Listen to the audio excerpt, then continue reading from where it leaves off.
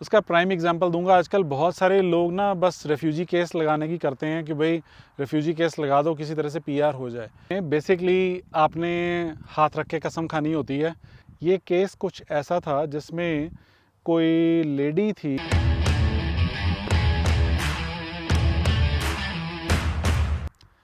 Hello दोस्तों, welcome back to my channel Kirti the Indo Canadian explorer. मैंने पीछे कुछ वीडियोस बनाए थे पीआर कार्ड के ऊपर, ओसीआई के ऊपर, एडवांटेजेस ऑफ कैनेडियन सिटीजनशिप के ऊपर। तो थैंक्स अ लॉट कि आप लोगों ने प्यार दिया। अगर आप लोगों ने वो वीडियोस अभी तक नहीं देखे हैं तो आप देख सकते हो, यहाँ पे उनकी फ़ोटोज़ लगा रहा हूँ। आज कुछ उससे आगे लेके जा रहा हूँ कि कई बार क्या होता है कि मैं अपने एक्सपीरियंसेस शेयर करता हूँ और कई बार कोई न्यूज़ पढ़ने को मिलती है तो थोड़ा सा दिमाग के ऊपर जोर जाता है कि यार ये चीज़ ऐसे हो सकती है। अभी रिसेंटली मैंने एक न्यूज़ पढ़ी थी जिसमें एक कैनेडियन की सिटीज़नशिप रिवोक कर दी गई। ये केस कुछ ऐसा था जिसमें कोई लेडी थी और वो यहाँ पे लगभग 30-32 साल से रह रही थी, और 30-32 साल से रहने के अलावा वो छोटे मतलब बचपने में आई थी। वो बड़ी होके नहीं आई थी, वो बचपने में थी जब बच्चे को होश भी नहीं होता। स्टोरी कुछ ऐसे थी कि उसकी मम्मी पहले कनाडा में रहती थी और अपनी कुछ ओथ सेरेमनी के टाइम पे वो कनाडा में नहीं थी और वो अपने होम कंट्री गई हुई थी, और ये लेडी जो है वो अपने होम कंट्री में पैदा हुई थी। अब जब वो लेडी यहाँ पे इतने सालों से रह रही थी और उसको यही पता था कि मैं कैनेडियन सिटीज़न हूँ, तो कभी कहीं से कोई मतलब पुरानी फ़ाइल खुली होगी या किसी तरह से मतलब कुछ इस बारे में पता लगा होगा कि भाई इस बच्चे का जन्म यहाँ पे कनाडा का नहीं है, तो उन्होंने उसकी सिटीज़नशिप रिवोक कर दी। और वहाँ से मैंने सोचना शुरू किया कि यार एक वीडियो उसके ऊपर बनाता हूँ कि कैनेडियन सिटीज़नशिप किन सिचुएशंस में या किन सर्कमस्टेंसेस में वो कभी कभी रिवोक भी हो सकती है। तो आज उस टॉपिक के ऊपर बात करने लगा हूँ। पहले ना कनाडा में सिटीज़नशिप रिवोक करना 2015 से पहले काफ़ी मुश्किल होता था सरकारों के लिए। फिर इन्होंने कुछ कानून बनाए कि भी 2016 से सरकार को थोड़ा इजी हो गया लोगों की सिटीज़नशिप जो है रिवोक करनी।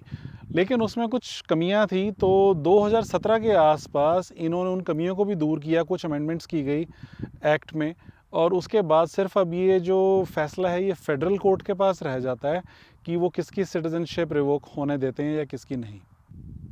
अब कुछ कारण बताने लगा हूँ जिनकी वजह से कनाडा जो है वो लोगों की कईयों की सिटीज़नशिप रिवोक करता है और उन्होंने पास्ट में की भी है। नंबर 1 जो आता है वो कोई इमिग्रेशन रिलेटेड या टेररिज्म रिलेटेड कुछ किसी का ऑफेंस हो, सो उन सिचुएशंस में सिटीज़नशिप रिवोक की जाती है। इसका एग्जांपल ये है कि मतलब जैसे हम हिंदी में कह देते हैं देश विरोधी अगर कोई काम कर रहा है तो उस केस में सिटीज़नशिप रिवोक की जा सकती है। दूसरा रीज़न होता है कि जो किसी ने फ्रॉड किया हो अपने डॉक्यूमेंट्स में, किसी ने मिस रिप्रेजेंटेशन की हो अपने। प्राइम एग्जांपल होता है किसी ने अपने एज के बारे में गलत बताया हो और वो बाद में कभी पकड़ा जाए तो उस केस में सिटीज़नशिप जो है वो रिवोक हो जाती है। जो मिस रिप्रेजेंटेशन हुई या कोई फ्रॉड हुआ उसमें यह कि मतलब मान लीजिए किसी ने अपनी पढ़ाई के बारे में या मतलब मान लीजिए अपनी बर्थ प्लेस के बारे में या कोई एज के बारे में, या कई बार पुराने ज़माने में ऐसा होता था, अब तो खैर आजकल नहीं होता क्योंकि बायोमेट्रिक्स काफ़ी स्ट्रॉन्ग है। पहले मतलब पासपोर्ट किसी और का और शक्लें भाइयों की मिलती हैं, कोई किसी और का पासपोर्ट लेके कहीं और पहुंच गया, नाम भी चेंज कर दिया, तो इन केसेस में कई बार सिटीज़नशिप रिवोक हो सकती है। दोस्तों यहाँ समझने वाली बात यह है कि जब आदमी किसी एक कंट्री से दूसरे कंट्री मूव करता है और वहाँ की सिटीज़नशिप अप्लाई करता है तो उसकी एक ना सर्टेन रिक्वायरमेंट होती है कि आपको कुछ पर्टिकुलर टाइम उस कंट्री में रहते होना चाहिए। और उसमें ये होता है कि मतलब आज की डेट में कुछ ऐसा है कि 5 सालों में, पिछले 5 सालों में आपने लगभग 3 सवा 3 साल अगर लगाए हैं, उनके डेज़ उनकी वेबसाइट पे अपडेट होते रहते हैं कि इतने डेज़ आपको कनाडा में रहना ज़रूरी है, तब आप सिटीज़नशिप के लिए एलिजिबल होते हो और क्राइटेरिया मीट करना होता है। जब आदमी अपनी सिटीज़नशिप एप्लीकेशन भरता है ना तो उसमें आपको एग्जैक्टली भरना होता है आप कौन सी तारीख को कनाडा छोड़कर कहीं और गए, चाहे वो 2 दिन के लिए गए हों, वापस कब आए। उसमें एक एक डेट मेंशन आपको करनी पड़ती है कि आप कब कनाडा छोड़ के गए और कब आए। तो अगर आप उसमें भी हेर फेर कर दो और कल को अगर मतलब मान लो कहीं से उनके रिकॉर्ड्स में निकल आया तो तब भी उसको वो गलत मानते हैं और आपकी सिटीज़नशिप रिवोक होने का चांस होता है। सो अगर आप सिटीज़नशिप अप्लाई कर रहे हो तो इन चीज़ों का खास ध्यान रखो। एक और रीज़न होता है कि इनको ना अपनी सोसाइटी से बड़ा प्यार है कैनेडियंस को। तो अगर कोई आपकी ऐसी एक्टिविटीज़ हैं जिनकी वजह से इनकी सोसाइटी को ख़तरा हो, तो उसकी वजह से भी आप लोगों की सिटीज़नशिप रिवोक होने का रीज़न बन सकता है। मान लीजिए इसका एग्जाम्पल अच्छा हो सकता है, जैसे यहाँ पर कोई गुप्तचर हो, वो यहाँ पे रहकर काम कर रहा हो कनाडा के ही खिलाफ, तो वो एक बड़ा रीज़न बन जाता है कि भाई यहाँ की सिटीज़नशिप उसकी रिवोक कर दी जाए। एक और कारण होता है कि अगर मतलब आपने सिटीज़नशिप इसी ध्येय से ली हो कि भाई मतलब मेरे को किसी भी तरह से सिटीज़नशिप चाहिए, बजाय प्रॉपर क्राइटेरिया मीट किए हुए, प्रॉपर अपनी डॉक्यूमेंटेशन दिए हुए, आपने मतलब सिटीज़नशिप इस गलत तरीके से बेसिकली अगर आपने ली है और आपने रखी हुई है और आप मतलब उसका कोई गलत फ़ायदा उठा रहे हैं, तो तब भी वो सिटीज़नशिप रिवोक हो सकती है। एक रीज़न थोड़ा फ़नी लग रहा है बताते हुए, लेकिन बताना ज़रूर चाहूँगा।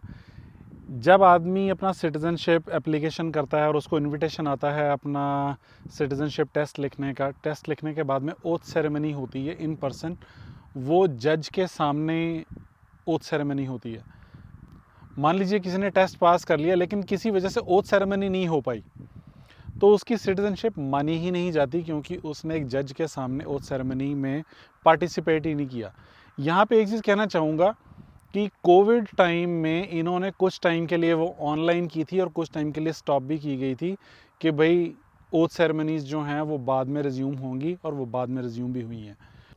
ओथ सेरेमनी में बेसिकली आपने हाथ रख के कसम खानी होती है कि भाई मैं अपनी कंट्री के लिए, अपने किंग चार्ल्स के लिए, अपनी वैल्यूज़ के लिए ईमानदार रहूँगा, वो होती है ओथ सेरेमनी। तो अगर किसी ने ओथ सेरेमनी नहीं अटेंड की है या ओथ सेरेमनी में मतलब ओथ नहीं लिया है जज के सामने, तो वो सिटीज़नशिप बेसिकली काउंट ही नहीं होती इनके कानूनों के हिसाब से। कनाडा एक ऐसा कंट्री है जहाँ पे ना लगभग हर मुल्क से यहाँ पे लोग आए हुए हैं, चाहे वो इंडिया है, चाहे वो चीन है, चाहे वो अरबी कंट्रीज़ हैं, चाहे वो साउथ अमेरिका है। अगर मान लीजिए कल को कहीं से साबित हुआ कि कोई आदमी मान लीजिए मिडल ईस्ट से आया था, साउथ अमेरिका से आया था, चीन से आया था, और उनकी कोई वॉर क्राइम्स की हिस्ट्री रही है या ह्यूमन राइट्स वायलेशंस की हिस्ट्री रही है, तो उस केस में भी ये लोग सिटीज़नशिप रिवोक कर देते हैं, कंसिडरिंग कि भाई आप चाहे यहाँ पे रह रहे हो लेकिन आपके पास्ट में आपने ह्यूमन राइट्स वायलेशंस या वॉर क्राइम्स किए हुए हैं। इसीलिए इनके फॉर्म्स में पहले लिखा भी होता है कि आपने कहीं पे कोई आर्मी सर्विस या एयरफोर्स की सर्विस या पुलिस की सर्विस की है तो उसकी डिटेल देनी होती है।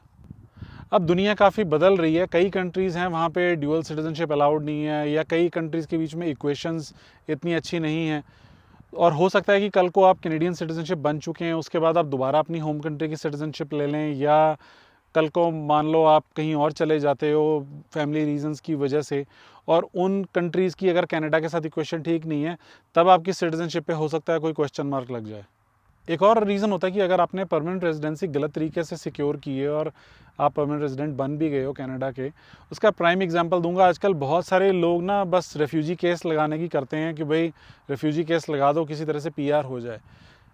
अगर वो केस अगर आपका जेन्युइन नहीं है और कल को मान लीजिए 10 साल बाद, 15 साल बाद भी अगर कहीं पता लग गया कि भी आपका केस जेन्युइन नहीं था, तो उस केस में आपकी पीआर आपने गलत तरीके से सिक्योर की और उसके बाद आपने सिटीज़नशिप भी ले ली, तब भी वो सिटीज़नशिप रिवोक हो जाती है।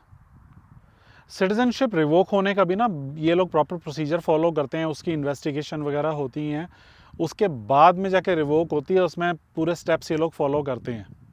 दोस्तों, जब तक आपके ये केस चल रहे होते हैं सिटीज़नशिप रिवोक होने के, तो आपको एज अ सिटीज़न नहीं, आपको एज अ पीआर ट्रीट किया जाता है इमिग्रेशन की ओर से। फॉर एग्जांपल, अगर आपने पीआर ही गलत तरीके से ली है तो आपको पीआर भी नहीं ट्रीट किया जाता, आपको as a foreign national treat किया जाता है, और आपके राइट्स भी जो होते हैं वो सिर्फ एक फॉरेन नेशनल के होते हैं। ये एक इंटरेस्टिंग फैक्ट है। सो दोस्तों, अगर आप मेरे चैनल पे नए हो तो ज़रूर सब्सक्राइब करो, ताकि आपको ऐसी इंटरेस्टिंग इन्फॉर्मेशन मेरे चैनल के थ्रू मिलती रहे। ऐसी ही फ़न वीडियोस मैंने कुछ पास्ट में भी बनाई थी, जिससे आपको जानकारी भी मिलती है और ज़्यादा जानने का मौका मिलता है कनाडा के बारे में, इंडिया के बारे में या एक्सपीरियंसेस के बारे में। और अगर आप पहले से मेरे सब्सक्राइबर हो या मेरे रूटीन में वीडियोस देखते हो तो ज़रूर लाइक करो, शेयर करो, सब्सक्राइब करो, ताकि आपका प्यार मेरे को मिलता रहे और ज़्यादा लोगों के पास में अच्छी से अच्छी इन्फॉर्मेशन पहुंचती रहे। फिर किसी टॉपिक पे दोबारा मिलूंगा, तब तक के लिए कीर्ति की ओर से बाय बाय।